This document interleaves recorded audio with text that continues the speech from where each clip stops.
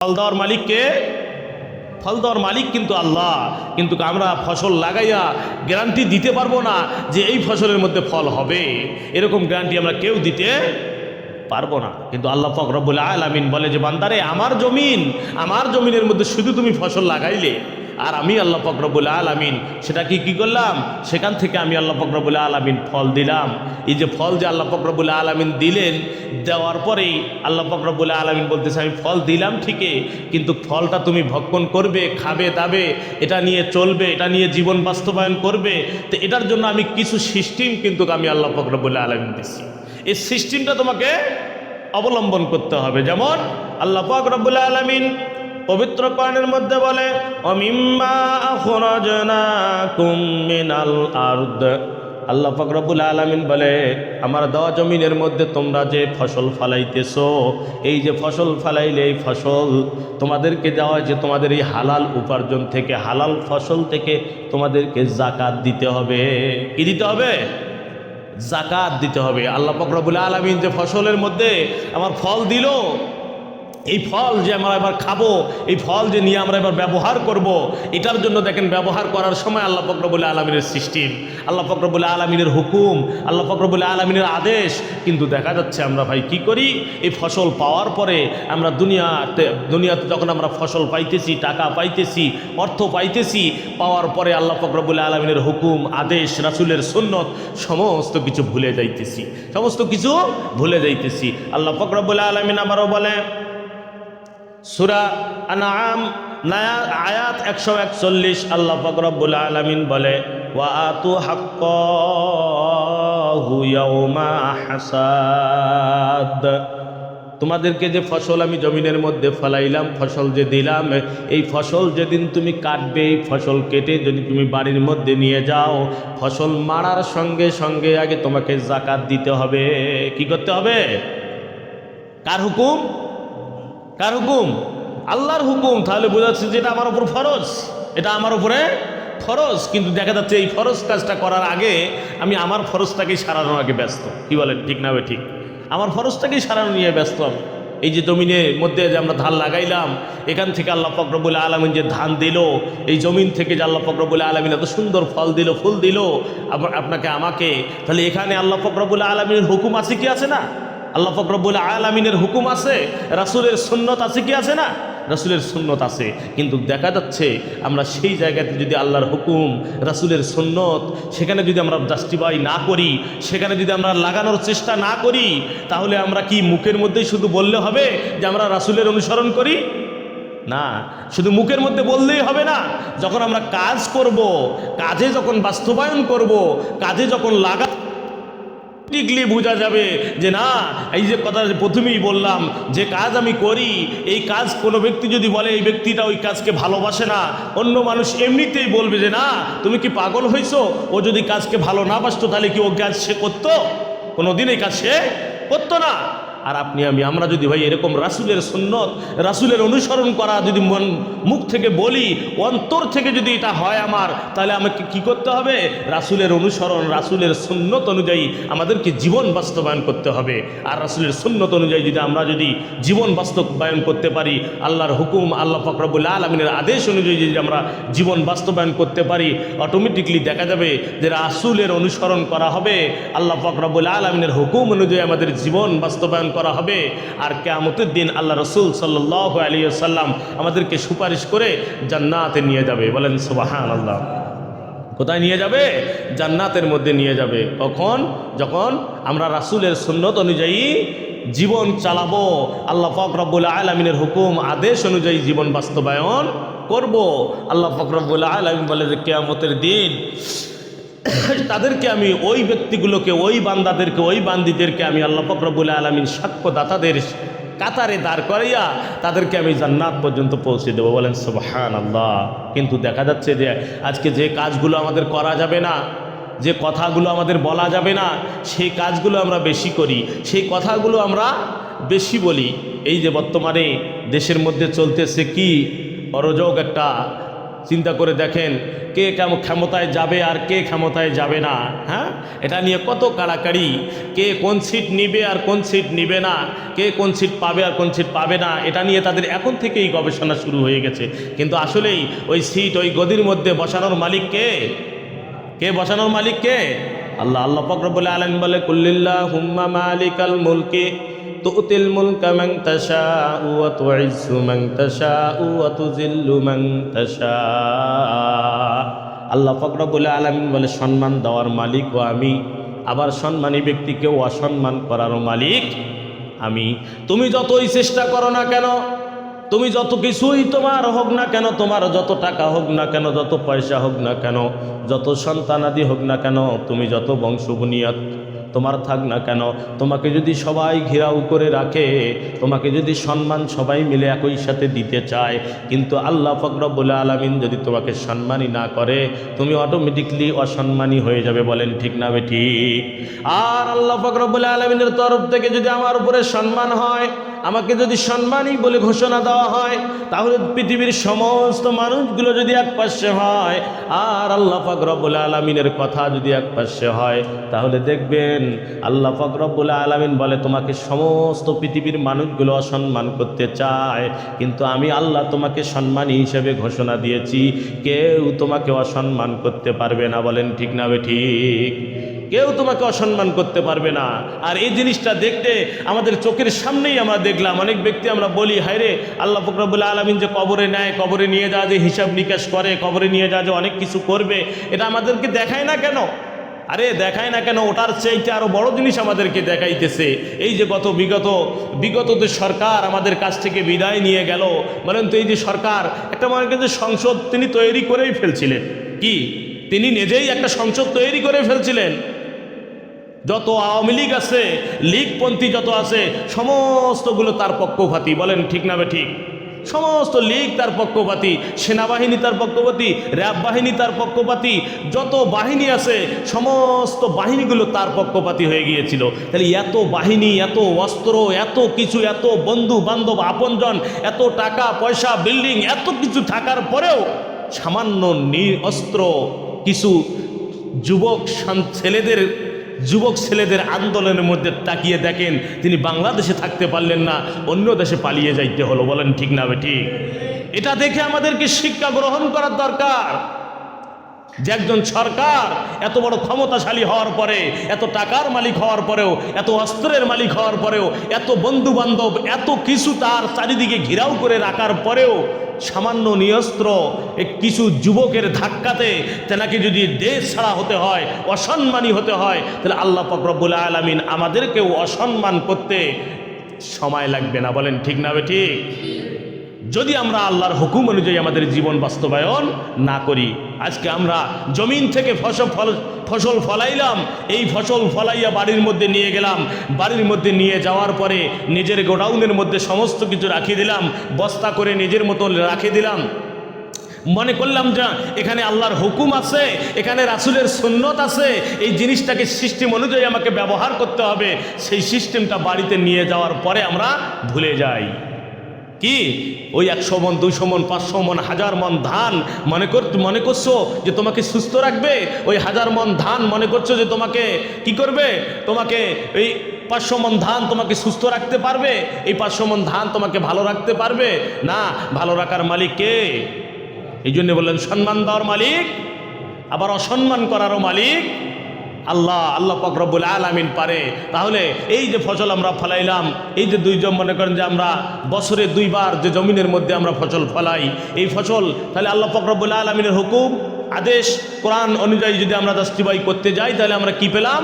যে ফসল আমরা হালাল ফসল যে জমিন থেকে ফলাইতেছি, এই ফসল থেকে আল্লাহ পাক রব্বুল আলামিন বলে কি, ওয়া মিম্মা আখরাজনা লাকুম মিনাল আরদ, যে তোমরা এই হালাল ফসল থেকে তোমরা কি করো? যাকাত প্রদান করো। কি প্রদান করো?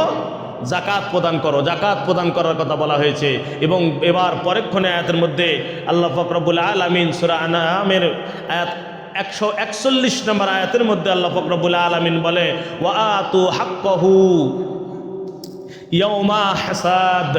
আল্লাহ পাক রব্বুল আলামিন বলতেছে যে তোমরা যেদিন ফসল কেটে বাড়িতে নিয়ে যাবে, বাড়িতে যেদিন নিয়ে যাবে এটা মারার সঙ্গে সঙ্গে আগে তোমরা সেখান থেকে জাকাত দাও। সেখান থেকে কি দাও? জাকাত দাও। তাহলে এখান থেকে আমাকে যে জাকাত দিতে হবে, যদি এই জাকাতটা আমাকে কীরকম দিতে হবে, কেমন দিতে হবে, এই জমিন থেকে যে আমরা ধান পাওয়া হয় এই ধানটা থেকে আমাদেরকে জাকাত প্রদান করতে হবে। সেটা হচ্ছে যে জাকাতুল ওশর, যেটাকে বলা হয়েছে কি জাকাতুল ওশর। এবং এই জাকাতটা দুই প্রকার, ওশর দুই প্রকার হয়। একটা হচ্ছে যে আল্লাহ পাক রব্বুল আলামিনের রহমতের বৃষ্টি দ্বারা, বৃষ্টির পানি দিয়ে আমরা যে জমিনের মধ্যে ধান ফলাই, এই ধানের মধ্যে একটা সিস্টেম দেওয়া হয়েছে। আবার যেটা আমরা নিজে টাকা ব্যয় করে খরচ করে বোরিং থেকে পানি উঠে অনেক টাকা পয়সা খরচ করে যেটা আমরা জমিন থেকে ধান ফলাই, এই ধানের মধ্যে মনে করেন যে সিস্টেম আলাদা দেওয়া হয়েছে। দুই প্রকারের সিস্টেম দেওয়া হয়েছে। আল্লাহ পাক রব্বুল আলামিন আমাদেরকে সেটা জানিয়ে দিয়েছেন যে এই ধান, এই ফসল যখন তুমি বাড়ির মধ্যে নিয়ে গেলে এখান থেকে তোমাকে কি করতে হবে? জাকাতুল ওশর দিতে হবে। এই জাকাতুল ওশরটা আমাদের কীরকম হবে? এই জাকাতুল ওশরটা আমরা কতটুক দেব? অনেকেই আমরা এই হিসাব করতে পারি না এবং বুঝি না। যদিও হিসাব করি তাহলে সেই পরিমাণ আমরা দিতে পারি না। চিন্তা করে দেখেন, আপনি 100 মণ 200 মণ ধান আপনি পেয়েছেন, এই 200 মণ ধান থেকে আপনি সামান্য 1 মণ ধান থেকে 2.5 কেজি 3 কেজি ধান একটু আমাকে দিতে হবে। এই 2.5-3 কেজি ধান দেওয়ার জন্য, না দেওয়ার কারণে আমরা এই 1 মণ ধানটাকে হারাম করে ফেলি। 1 মণ ধানটাকে আমরা কি করে ফেলি? হারাম করে ফেলতেছি। সেই ধানটাকে আমরা নষ্ট করে ফেলতেছি। ওই ধানের টাকা খেয়ে, ওই ধানের চাল খেয়ে আমার শরীরে যে রক্ত হইতেছে, এই রক্তটাও হবে জাহান্নামের খোরাক। কিসের খোরাক? জাহান্নামের খোরাক। কেননা হুকুম কার? কথা বলেন, হুকুম কার? আদেশটা কার? আল্লাহ পাক রব্বুল আলামিনের। আল্লাহ পাক রব্বুল আলামিন বলে, যখন তুমি জমিন থেকে ধান কেটে নিয়ে গেলে সেখান থেকে যে তোমাকে জাকাত দিতে হবে, জাকাতুল ওশর দিতে হবে। এই ওশরটা কেমন হবে? আল্লাহ রাসূল সাল্লাল্লাহু আলাইহি ওয়াসাল্লাম বলে যে কমপক্ষে 5 ওসাক। কমপক্ষে কি হবে? 5 ওসাক। আরবি ভাষায় ওসাকের কথা বলা হয়েছে। 5 ওসাক পরিমাণ দিতে হবে। 1 ওসাক সমান 60 সা। কয় সা? 60 সা হয়। এটাকে যদি আমরা সা 100 সমান হচ্ছে 2 কেজি 400 গ্রাম হয়, 2 কেজি 500 গ্রাম হয়, এবং 2 কেজি 3 কেজি 300 গ্রাম পর্যন্ত বলা হয়েছে। তাহলে 5 ওসাক যদি আমরা হিসাব করি তাহলে এটা 5 ওসাকে আসে 17 মণ। কয় মণ? কথা বলেন সবাই, কয় মণ? 17 মণ আসে। 17 মণ। আবার হানাফি মাযহাবে আমাদের যেটা বলা হয়েছে, উলামাগণ যেটা করেছে সেটা বলা হয়েছে যে 25 মণ। কয় মণ? 25 মণ। এটা একটা সৌদি আরবের ওসাক হয়, ব্যবহার সা ব্যবহার হয়, আর একটা আছে ইরানের সা ব্যবহার হয়। এই 2 সায়ের মধ্যে এক সা বলা হয়েছে 17 মণ, আর এক সা বলা হয়েছে 25 মণ। যে এর ঊর্ধ্বে আপনাকে কতটুকু পরিমাণ, আপনি একেবারেই কম করেছেন, আপনি একেবারে গরিব মানুষ, অসহায় মানুষ, আপনাকে যে জাকাত দিতে হবে এটা আপনার উপরে হুকুম। আল্লাহর পাক রব্বুল আলামিন যে তোমার উপরে জুলুম করছে না। ইসলাম কখনো মানুষের উপরে জুলুম করে না, জুলুম করে নাই। কিন্তু আমরা নিজেরাই জুলুমের মধ্যে পড়ে যাই। আমরা নিজেরাই জুলুমের মধ্যে পড়ে যাই, কারণ আমাদের কাজে কর্মে আমরা ভুল করার কারণে আমরা জুলুমের মধ্যে, অন্যায় অবিচারের মধ্যে পড়ে যাই। তাহলে এই যে কমপক্ষে 17 মণ অথবা 25 মণ, 25 মণের বেশি, 25 মণের ঊর্ধ্বে ধান যার বাড়িতে হবে তাকে জাকাতুল ওশর দিতে হবে। কি করতে হবে? জাকাতুল ওশর দিতে হবে। কতটুক ধান? 25 মণ। কমপক্ষে কয় মণ? 25 মণ। কিন্তু 25 মণের নামাতে নিচে যদি কোনো ব্যক্তি যদি 10 মণ 12 মণ ধান দেখা যাচ্ছে পাইছেন, আপনাকে ওখান থেকে জাকাতুল ওশর দিতে হবে না। এটা আপনার খুশি অনুযায়ী যদি আপনি দান করেন, যদি আপনি দেন কাকে, সেটা হচ্ছে ভিন্ন ব্যাপার। কিন্তু 25 মণের ঊর্ধ্বে যখন আপনি পাবেন, এটা আপনাকে কেমন দিতে হবে? সিস্টেম কীরকম হবে? এই সিস্টেমটা হবে, আপনাকে যদি 100 মণ ধান পান, মনে আপনাকে 10% দিতে হবে। কয় পার্সেন্ট? কথা বলেন, কয় পার্সেন্ট? 10%। 10% মানে 100 এর মধ্যে 10 মণ। 100 মণের মধ্যে 10 মণ। এই 10 মণ আপনি হিসাব করতেছেন যে বাপরে 10 মণ ধান আমি দেব, কিন্তু অনেক দেখতেছেন আপনি, কিন্তু আপনি এটা মনের মধ্যে ফেলান, বেশি নয়, আপনি মনের মধ্যে ফেলান। 1 মণ ধান 40 কেজি হয়। কয় কেজি হয়? 40 কেজি হয়। এই 40 কেজি থেকে আপনি কমপক্ষে 2.5 কেজি আলাদা করেন। কয় কেজি আলাদা করবেন? 2.5 কেজি আলাদা করেন। দেখবেন যে 100 মণের মধ্যে আপনার একখানে 10 মণ ধান পালা হয়ে গেছে। কয় কেজি করে? আড়াই কেজি অথবা 3 কেজি করে ধান যদি আপনি আলাদা করেন, এই ধানটা আলাদা করে আপনি একখানে রাখেন, অল্প অল্প করে রাখেন, দেখবেন তখন আর আপনার গায়ে লাগবে না। কিন্তু একেবারেই 100 মণ ধান একখানে করছেন, সেখান থেকে 10 মণ ধান আলাদা করে আপনি এটা গরিব মিসকিনকে দিবেন, মসজিদ মাদ্রাসার মধ্যে দিবেন, এটা আপনার গায়ের মধ্যে লাগবে। অথবা কষ্ট হবে, হায় রে এতগুলো ধান আমি দেব, কিন্তু আপনি যখন মনে মনে ধান যখন মাপতেছেন, এই ধান মাপলেই, এই জন্য বলা হয়েছে যখন তুমি ভাত সকালবেলা উঠে বাড়ির বিবি যদি ভাত রান্না করে, বিবিকে এই জন্য বলো, বিবি যখন তুমি ভাত রান্না করবে যতটুকুই করো, হাফ কেজি চাল করো অথবা 3 পোয়া চাল করো, 1 কেজি চাল করো, সেখান থেকে কমপক্ষে 1 মুষ্টি চাল তুলে রাখো। কয় মুষ্টি চাল তুলে রাখো?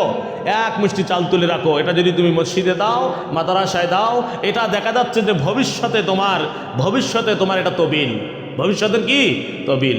এটা তুমি পরকালের তবিলও মনে করতে পারো, আবার দুনিয়ার তবিলও মনে করতে পারো। দেখা যাচ্ছে 1 সপ্তাহ থেকে 1 মুষ্টি করে 7 দিন যদি 1 মুঠ করে 7 মুঠ চাউল একখানে করা যায়, কমপক্ষে হাফ কেজি চাউল হয়ে যায়। কি হাফ কেজি চাল হয়ে যায়? এটা যদি তুমি মসজিদে দাও তাহলে তোমার থেকে গেল, মাদ্রাসায় যদি দাও তাহলে তোমার থেকে গেল। যদি মসজিদ মাদ্রাসায় কোথাও দিলে না, 1 সপ্তাহ পরে তুমি অভাবের মধ্যে বললে, অনাটারের মধ্যে বললে, এই হাফ কেজি চাল তুমি রান্না করে খাইতে পারবে। বলেন ঠিক না বেটি? তাহলে দুনিয়াতেও লাগলো, আবার যদি আমি মসজিদ মাদ্রাসায় দিয়ে রাখলাম, এটা আমার কিয়ামতের দিনেও আমার তবিল হয়ে গেল। কি বলেন ঠিক না বেটি? তাহলে এই যে ধান আমরা যে পাইলাম, জমিন থেকে উৎপন্ন করা ধান বাড়ির মধ্যে নিয়ে গেলাম, তাহলে ধান মারার পরেই, বাড়ির মধ্যে নিয়ে যাওয়ার পরেই আল্লাহ পাক রব্বুল আলামিন বলতেছে, ওয়া আতু হাক্কাহু ইয়াউমা হাসাদ, যে তোমরা কি করো, জমিনের ধান যখন বাড়ির মধ্যে নিয়ে যাবে, এই ধান মারার সঙ্গে সঙ্গে তোমরা সেখান থেকে জাকাত দাও। তাহলে জাকাতুল ওসর, যে বর্তমান যে হেউদ ধান আমরা বলি যেটাকে, এই ধান যে আমরা বাড়ির মধ্যে নিয়ে যাচ্ছি, তাহলে এই ধান আমাকে কি পরিমাণ জাকাত দিতে হবে? কি পরিমাণ জাকাত দিতে হবে? 100 মণের মধ্যে 10 মণ। 100 মণের মধ্যে কয় মণ? 10 মণ। আর যদি 1 মণ করে হিসাব করি, তাহলে কয় কেজি? 2.5 কেজি। কয় কেজি? 2.5 কেজি করে আমরা এটা যদি আমরা দিতে পারি, এটা যদি আমরা দেই, আল্লাহ পাক রব্বুল আলামিন বলে, বান্দা, ও বান্দারে, আমি যে ধন তোমাদেরকে দিয়েছি, সম্পদ তোমাদেরকে দিয়েছি, আবার তোমাদেরকে হুকুম দিয়েছি জাকাত দেওয়ার জন্য। যদি কোনো ব্যক্তি আল্লাহর দেওয়া ধন সম্পদ থেকে জাকাত সঠিকভাবে আদায় করে, আল্লাহ পাক রব্বুল আলামিন বলে, ওই বান্দা, ওই বান্দির সম্পদের দায়িত্ব আমি আল্লাহ নিয়ে নেই। বলেন সুবহানাল্লাহ। বান্দা আমার 100 মণ ধানের মধ্যে 10 মণ ধান যখন গরিব মিসকিনের কাছে দিয়ে দেয়, আল্লাহ রাসূল সাল্লাল্লাহু আলাইহি ওয়াসাল্লাম বলে, আল্লাহ পাক রব্বুল আলামিনের কাছে যদি কোনো ব্যক্তি দুনিয়ায় থাকতে দান করে, দুনিয়ায় থাকা অবস্থায় আল্লাহ পাক রব্বুল আলামিন একটা দিয়ে দেয়, সেটা হচ্ছে 1-এর বিনিময়ে 10। বলেন সুবহানাল্লাহ। 1-এর বিনিময়ে 10। তাহলে যদি আপনি 1 কেজি ধান গরিব মিসকিনকে দিলেন, 10 কেজি দিলেন, 10 মণ দিলেন, আল্লাহ পাক রব্বুল আলামিন ওই 10কে আবার বৃদ্ধি করে 10 সামনে আবার তোমার বাড়ির মধ্যে আনিয়ে দেওয়ার ব্যবস্থা করে দিবে। বলেন আল্লাহু আকবার। এই দায়িত্ব কে নিয়ে নেবে? আল্লাহ পাক রব্বুল আলামিন নিয়ে নেবে। কিন্তু আমরা এই যে সামান্য একটু ভুলের কারণে, সিস্টেমটা সঠিকভাবে মেনটেন করতে না পারার কারণে দেখা যাচ্ছে আমার সেই জিনিসটাকে, পবিত্র জিনিসটাকে আমি হারাম করে ফেলি, পবিত্র জিনিসটাকে আমি নষ্ট করে ফেলি। ওই নষ্ট জিনিসটা আমার ভিতরে ঢোকার কারণে আমার ইমানগুলো দুর্বল হয়ে যায়, ইমানি কাজগুলো আমার দুর্বল হয়ে যায়। আল্লাহ পাক রব্বুল আলামিন তার সিস্টেম অনুযায়ী, সঠিক নিয়ম অনুযায়ী আমাদেরকে জীবন বাস্তবায়ন করা